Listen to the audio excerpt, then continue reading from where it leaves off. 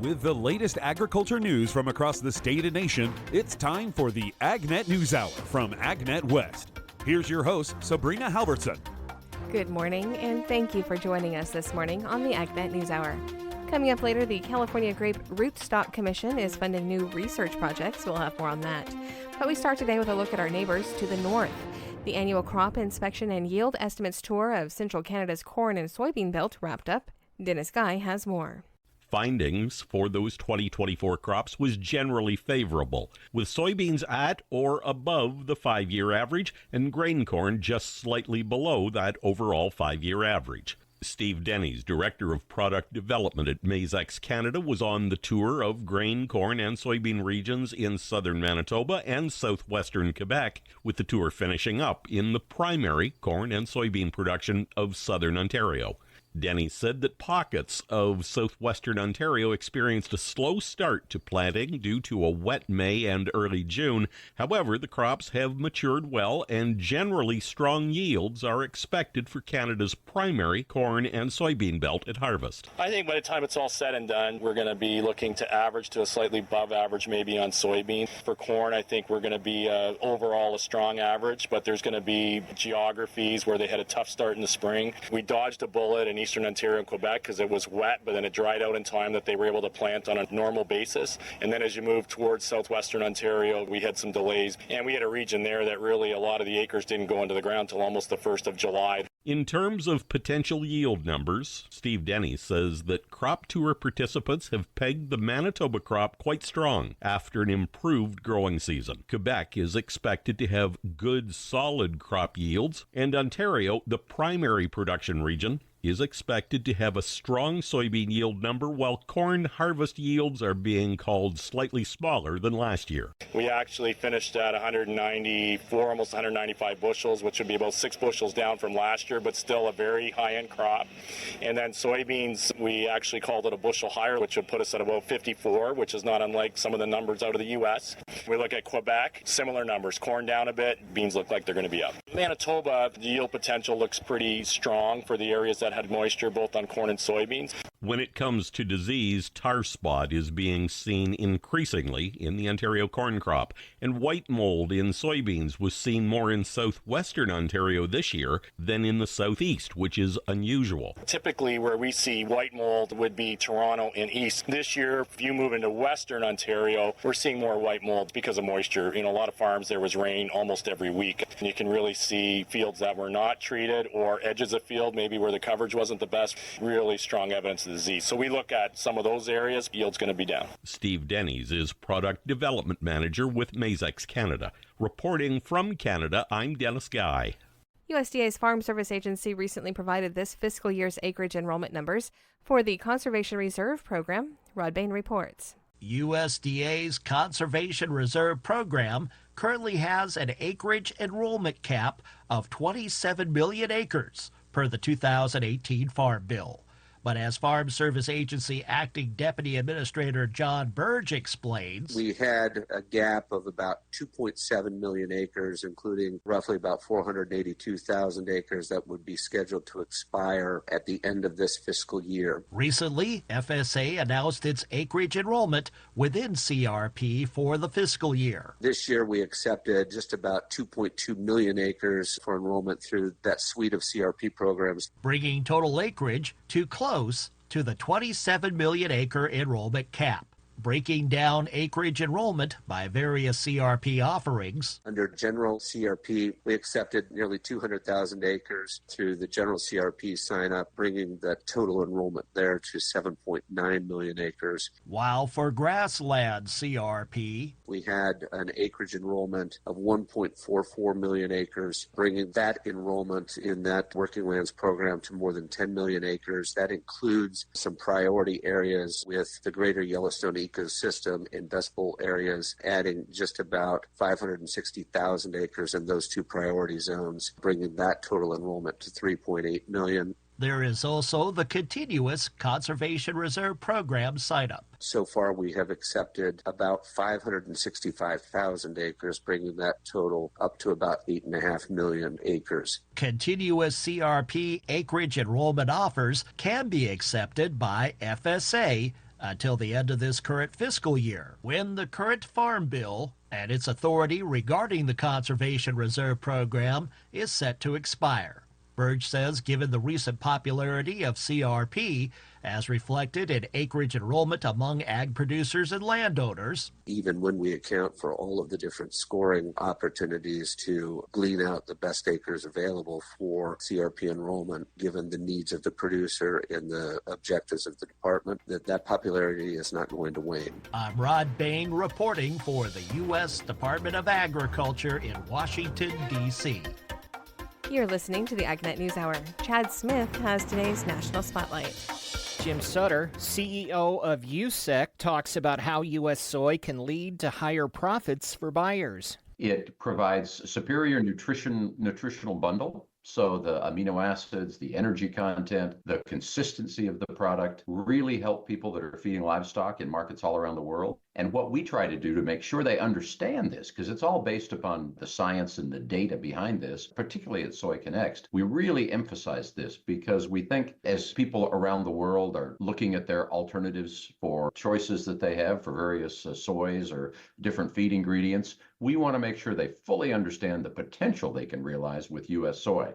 The amino acid profile and the energy content are superior in U.S. soy versus other origins. The Soy Connects speakers all highlighted U.S. soy's sustainability advantages. Sustainability is a topic that in the last few years has become more and more important to buyers all around the world. So it has become really a go-to thing for feed manufacturers, food manufacturers all around the world, people that are raising livestock and producing food for people. People want to know, where's my food coming from? What's it done to the environment? What is it continuing to do to the environment? The good news is that U.S. soy has a very good sustainability track record. We have the lowest carbon footprint for our soy production of soy from any of the major origins. So Brazil, Argentina, the U.S., the three big origins.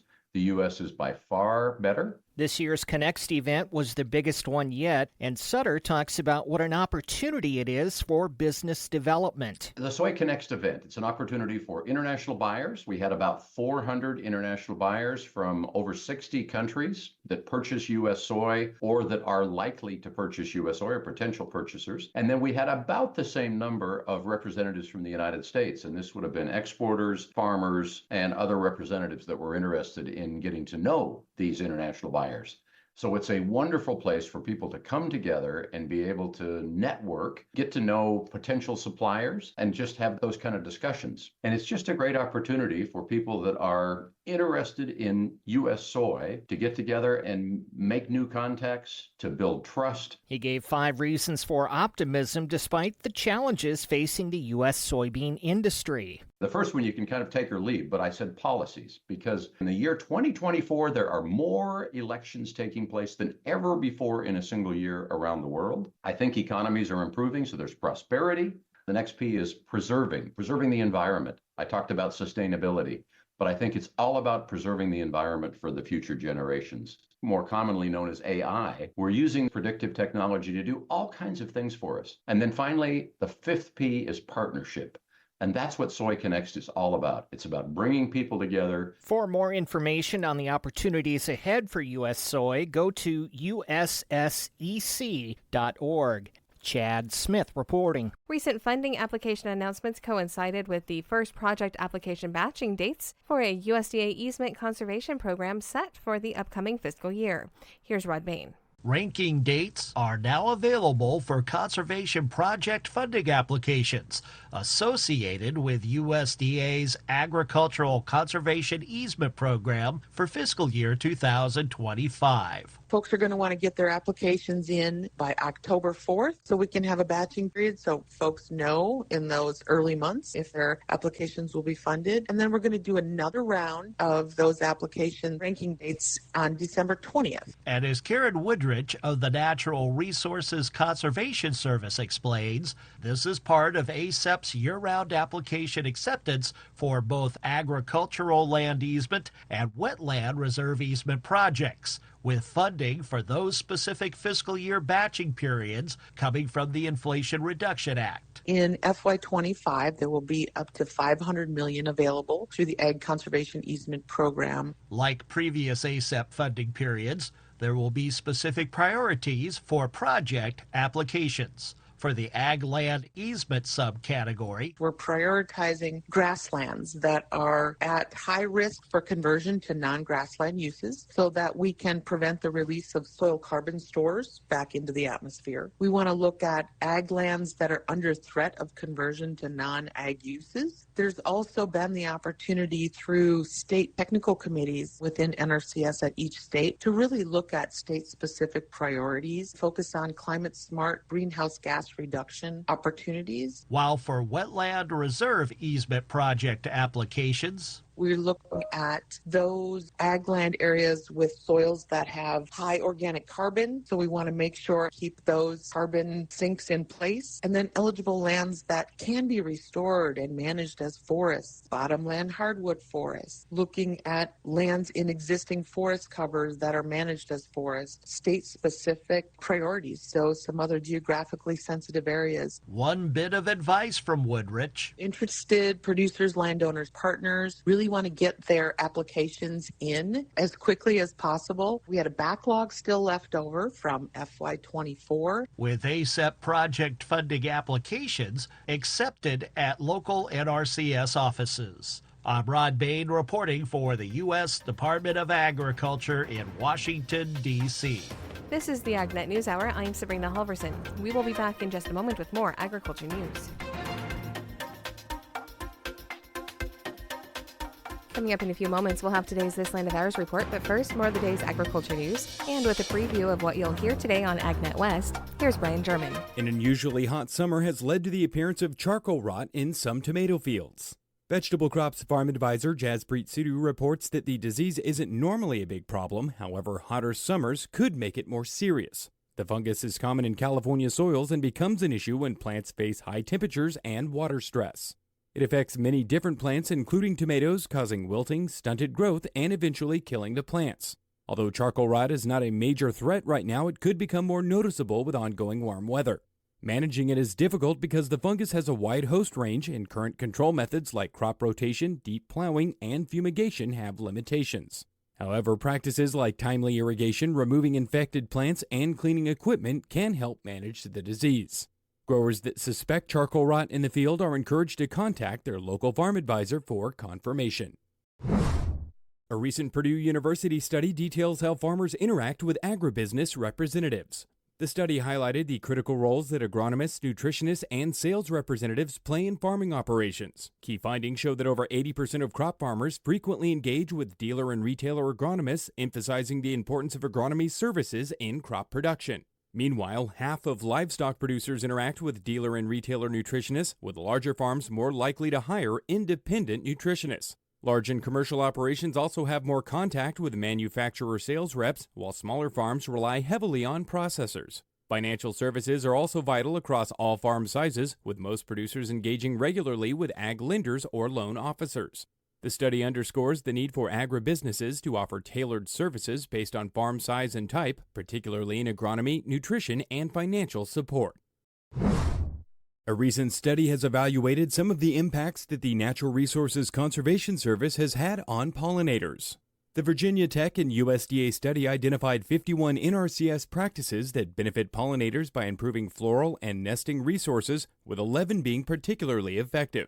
Although these practices cover only 2.5% of the nation's semi-natural habitat, they contribute 3.9% to the national pollinator supply, indicating that NRCS efforts are more effective for pollinators than average semi-natural habitats. The report notes that to maximize the impact, conservation efforts should focus on areas where semi-natural habitats make up 1 to 20% of the land, and in regions where pollinator demand is expected to exceed supply, such as California's Central Valley and the southern Great Plains. These findings offer valuable insights for enhancing pollinator conservation nationwide. The California Grape Rootstock Improvement Commission has approved funding for 5 new research projects to support the state's grape and wine industries. The projects aim to tackle issues like graft union failure, drought tolerance, and disease resistance in grapevines. The commission has been funding essential research since 1993, contributing around $7.5 million to 133 projects. These efforts have led to significant advances in grape rootstock breeding, including the release of new rootstocks that are more resilient to salt, drought, and pests. The commission has also supported cutting-edge technologies like AI-powered root architecture studies and rapid screening methods for rootstock tolerance. These initiatives are crucial for maintaining the health and success of California's grape industry. Registration is open for the 2024 Silicon Valley AgTech Conference coming up next month.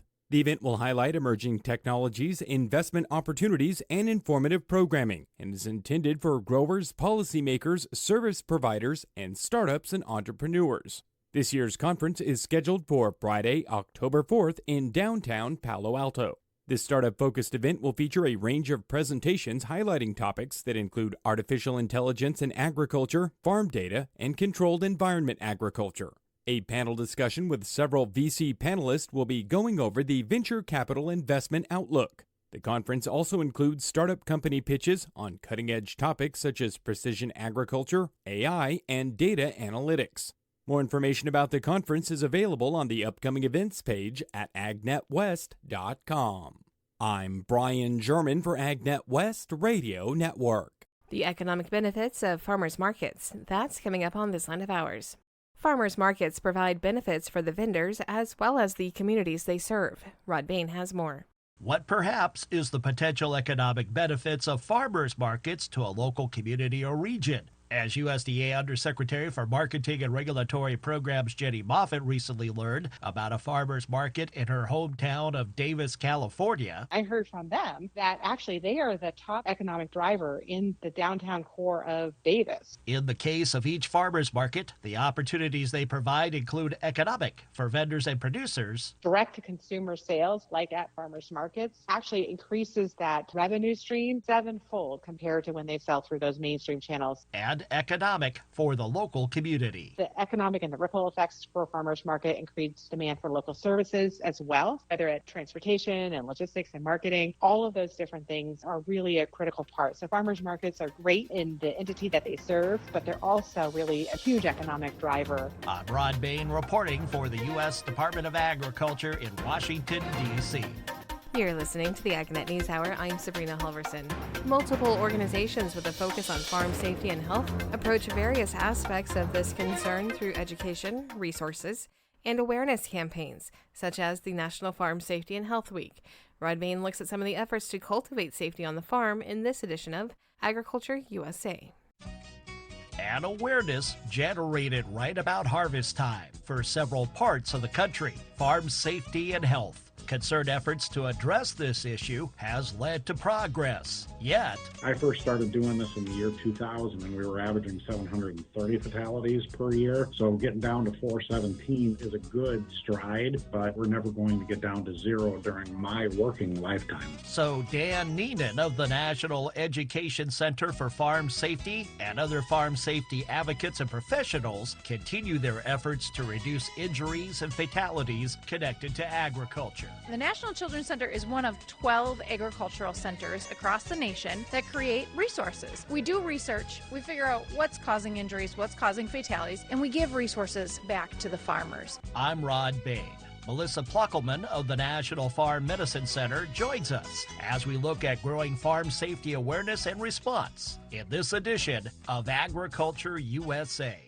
Don't learn safety by accident. While the theme of this year's National Farm Safety and Health Week, Dan Neenan of the National Education Center for Agricultural Safety notes the word accident is a misnomer. Because accident, in most people's mind, means there's nothing that could have been done to prevent it. So we're trying to get the words across of preventable incident. Hence, preventable incident is also part of the theme, in parentheses, for Farm Safety and Health Week, the third week of September. The 2024 edition is but the latest latest in a series of annual observances. It's one of the longest running presidential proclamation weeks. Actually, FDR signed the first one way back in 1944. And while Don't Learn Safety by Accident, Preventable Incident is the overarching theme of National Farm Safety and Health Week this year, each day offers a theme or subject of education. Monday is equipment and rural roadway safety. Tuesday is health and wellness. Wednesday is generations. Thursday is confined spaces, grain bins, manure pits. And Friday is reporting ag injuries.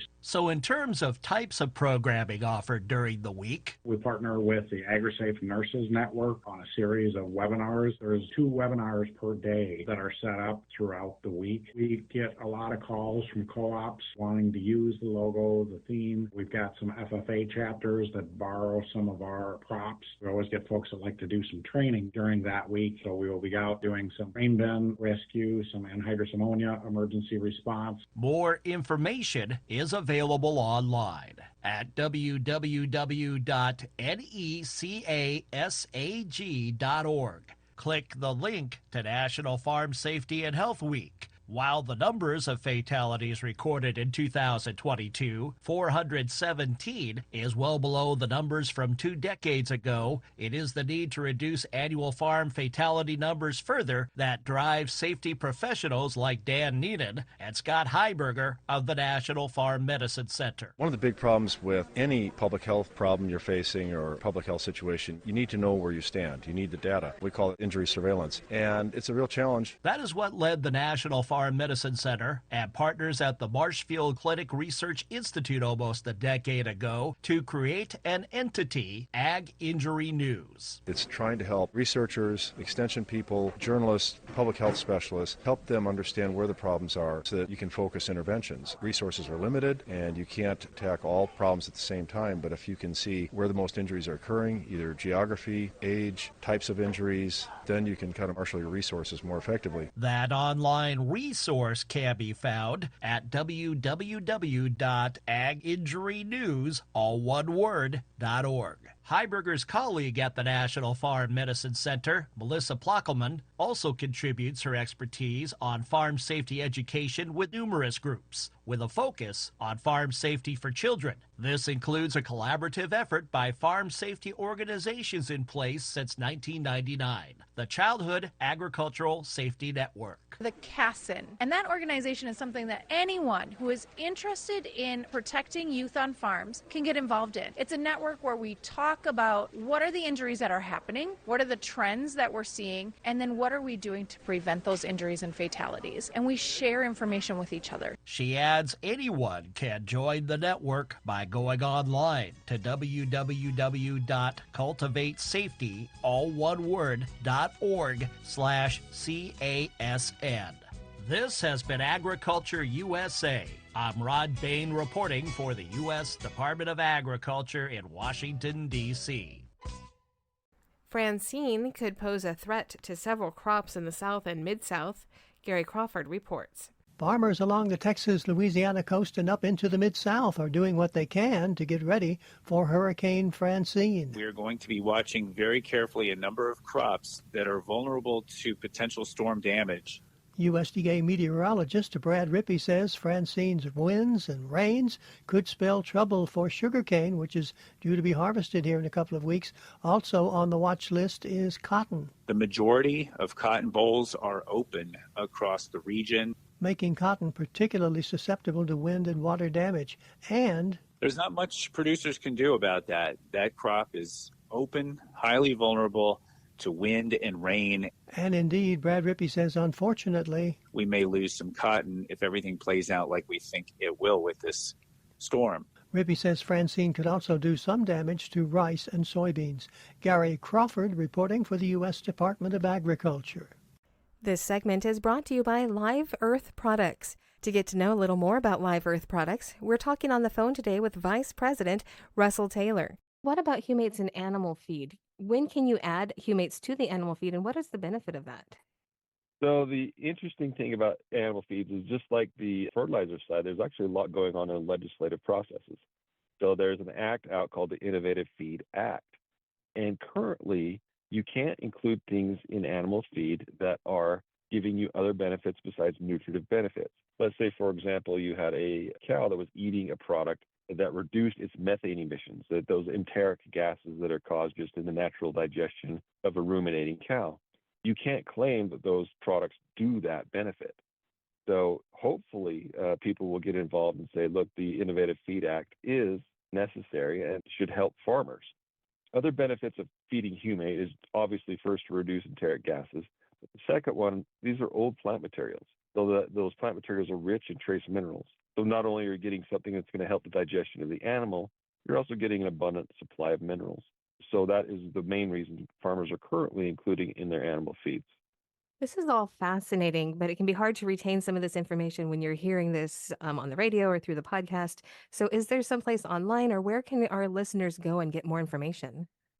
Well, the good news is the acts I mentioned, like the Innovative Feed Act and the Plant Biostimulant Act, are publicly available through Congress. You can actually go look at those acts. They're on the website there. The other information you can get is directly through Live Earth products. So if you go to liveearth.com, contact us. You can contact us and our agronomy team.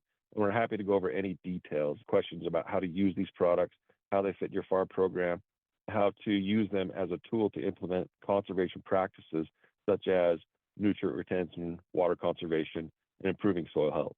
To get to know more about Live Earth products, you can visit them online at liveearth.com. That is spelled LIVEARTH.com. This is the AgNet News Hour, and we will be back in just a moment. You're listening to the AgNet News Hour. California cantaloupe production is highlighted in a recent episode of the Voices of the Valley podcast. Here is an excerpt. So this is Garrett Patricio with Westside Produce. I'm the president. We're a melon operation based in Firebaugh, California. Also have growing operations in Yuma, Arizona, and part of an alliance with Classic Fruit in Guatemala. I'm sitting here with Michelle, communications extraordinaire from Western Growers, and the social queen, Julia. Since I'm doing the intros, they get to ask the questions. That was flawless execution. Thank you, Garrett. Well, thanks for joining us on our podcast, Voices of the Valley, for this episode. Julia and I had the privilege of going out into the cantaloupe and honeydew fields today, watching some of the harvest, tasting some of the most delicious, juiciest, sweetest fruit imaginable, which I think I converted from cantaloupe to an absolute honeydew lover now. Never thought I would say that, but we're going to be talking about cantaloupe this episode. So, Garrett, why don't you tell us a little bit about yourself, your background, how you got into cantaloupe farming? Well, that's a long story. Basically, I was born into it. My dad helped found Westside Produce in 1993. Prior to that, his background was in accounting and was the CFO for a major farming company in the Central Valley, a very diversified farming company, but seemed to find his niche in melons.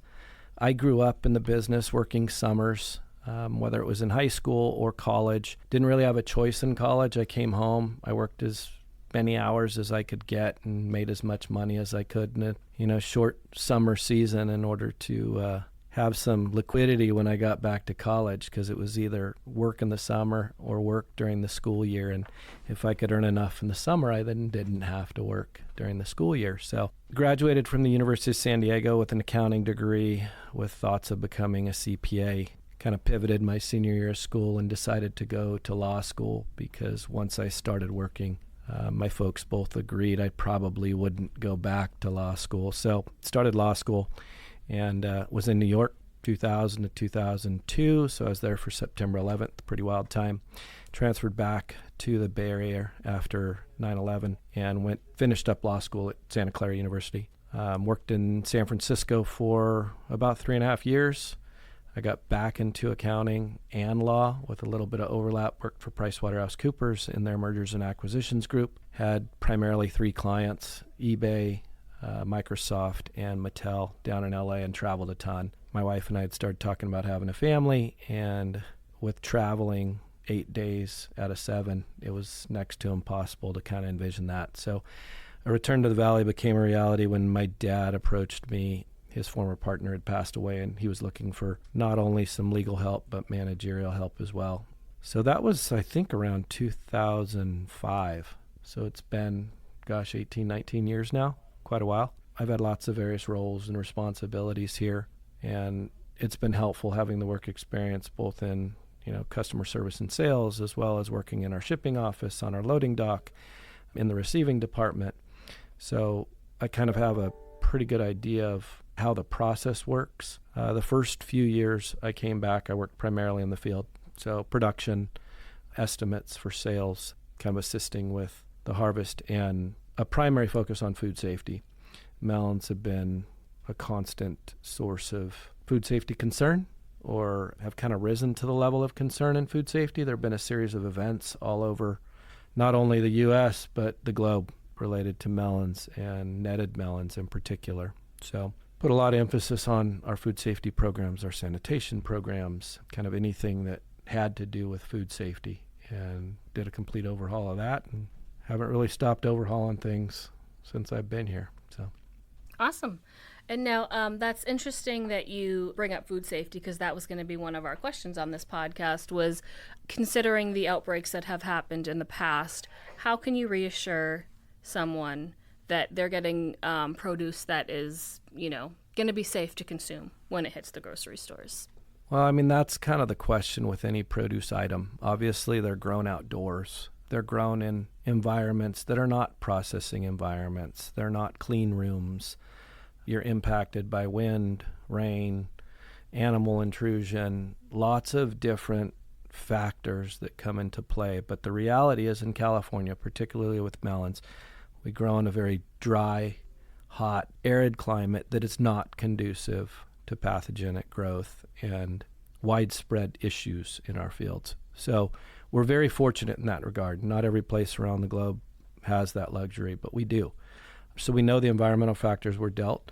We know our risk profile, and we overlay good handling, hygiene, agricultural practices that kind of fit the best of both worlds. So we make sure that our employees are properly trained. Anybody that's working in the field is properly trained. All of our growers go through comprehensive food safety training. We make sure that we're providing the safest, most wholesome fruit every single day. We've got environmental monitoring, we've got water testing. The list kind of goes on, and we've seen the impacts of these outbreak events, and that's probably what keeps me up most at night, is worrying, are we doing the best we can? And at the end of the day, that's all you really can do, because little issues are going to pop up and you've got to be ready to deal with them. So as long as you're doing your best every single day, putting into play the best science available and utilizing that science and risk profile to make good decisions in your operations, I think I can certainly sleep a little better at night. But it's a labor of love and a source of continuous improvement. I mean, that's really what we're after. We never want to get anybody sick. We never want to injure anybody. That's never our belief or intent. And you have to make sure that your whole management team and group shares that same mindset, keeping people safe. You're listening to the AgNet News Hour. Now for more news. What are some of the trends found in USDA's latest edition of its annual Household Food Security in the U.S. study? Rod Bain reports. USDA's annual look at household food security in our nation reveals that for 2023, food insecurity among U.S. households increased from 12.8% in 2022 to 13.5% in 2023. Economic researcher Matthew Rabbit, one of the authors of the study, adds, very low food security, a more severe form of food insecurity, was unchanged. Reported at 5.1% of U.S. households, per the latest household food security in the U.S. study. Very low food security occurs when the normal eating patterns of some household members is disrupted at times during the year for one or more household members. As a result, the increase in food insecurity among U.S. households from 2022 to 2023 was due to increases in low food security among U.S. households. These low food secure households typically reported food acquisition problems, but few, if any, indications of reduced intake. The findings regarding households with children in the context of food security. For changes between 2022 and 2023, we are not seeing any changes in child food insecurity at all. Statistically similar at just under 9% of American households. A further breakdown of categories indicates by region. The prevalence of food insecurity in the Northeast, Midwest, and West was statistically significantly lower than the prevalence of food insecurity in the South in 2023. Compared with the national average, food insecurity was statistically significantly below the national average in 2023 in the Northeast and above the national average in the South. While from a demographic perspective, the households that typically experience food insecurity rates at higher than the national average from year to year tend to be the same. And so, for example, in 2023, the prevalence of food insecurity was statistically significantly above the national average for all households with children, women living alone, households with a Black, non-Hispanic, and Hispanic reference person, households with incomes below 185% of the federal poverty line, households in principal cities and non-metropolitan areas, and households in the South. The annual study also looks at correlations between household food security and USDA food and nutrition programs. When we look at that, we can see that roughly about 58% of food insecure households typically will utilize one of the three main federal nutrition assistance programs. That would be SNAP, WIC, and the National School Lunch Program. More information about the household food security in the U.S. report and its findings are located online at www.ers.usda.gov. I'm Rod Bain reporting for the U.S. Department of Agriculture in Washington, D.C. It's an idea whose time has come, getting more of our food from closer to our homes. Gary Crawford has more.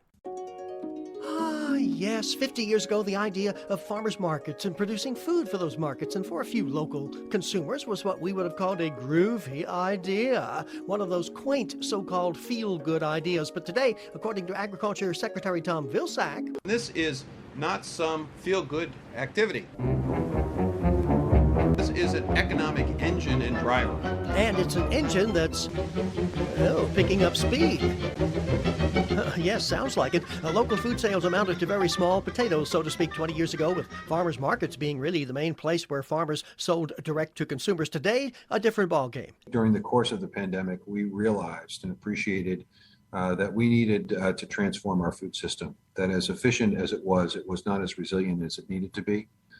We knew that it was going to be important and necessary for us to build a stronger, better supported local and regional food system. And the Agriculture Secretary gave reporters a long list of things that have been done to boost the development of local and regional food systems. We've increased money and investment in local agricultural marketing efforts and farmers markets. We expanded support for local and regional meat and poultry processing with a loan guarantee for mid-level supply chain, warehousing, cold storage operations.